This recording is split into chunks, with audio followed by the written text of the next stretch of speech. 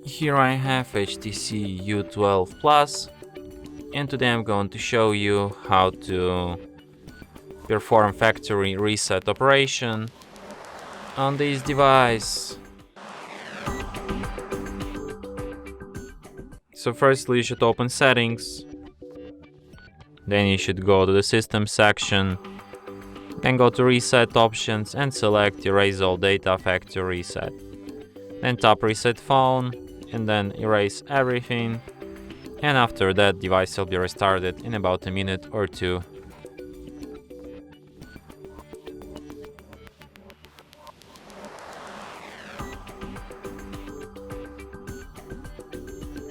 And that's it. Thanks for watching.